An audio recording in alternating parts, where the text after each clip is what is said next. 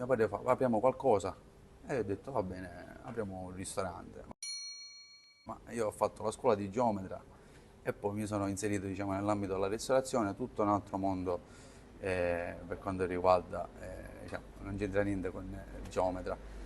Quindi abbiamo aperto e pian piano, diciamo, guardando i chef, guardando il maître, diciamo, uno si va infarinando e pian piano mi sono inserito anche io nella cucina. Ah, cucini tu adesso anche? Da 6 anni sì, ora però abbiamo preso quest'anno lo chef e io un po' mi sono addentrato in sala, un po' più per restare, tra virgolette, un po' più sereno, perché l'ambito della ristorazione per chi non lo fa è un ambito molto particolare e anche pesante.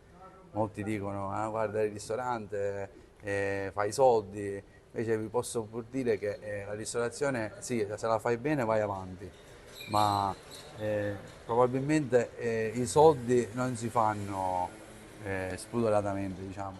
Si fanno col lavoro, però diciamolo, tu sei uscito dalla cucina perché quest'anno è arrivata una bella cosa, no? Sì, C'è un figlio. siamo figli, sì, E sì, sì, quindi è sì. giusto che hai Ma il io tempo. prettamente per questo l'ho fatto, Lo so. ho pensato a lui e ho detto è giusto ora dedicarsi un po' alla famiglia, che l'ambito della ristorazione è un po' appunto particolare perché non vedi nulla di feste in famiglia, perché sei sempre qui a dare il servizio alle persone. Io ho cominciato presto, no? Che età hai cominciato a fare questo lavoro? Avevo 19 anni, ora ne ho 32 e quindi Diciamo. ditemi un po' se...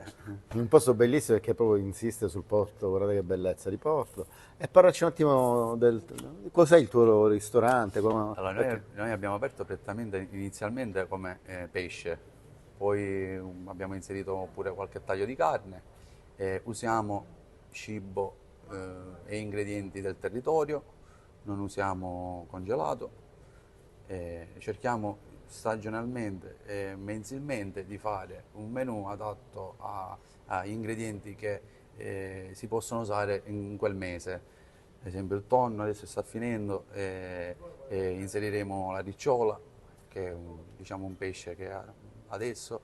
E, i ricci ad esempio in questo periodo già non sono più buoni, non si possono neanche pescare, quindi preferiamo non usarli. E, diciamo, cerchiamo di usare prodotti stagionalmente. siete in contatto con i pescatori di Sì, qua? sì, siamo in contatto con i pescatori, abbiamo anche, andiamo in una pescheria qua famosa di Castellammare.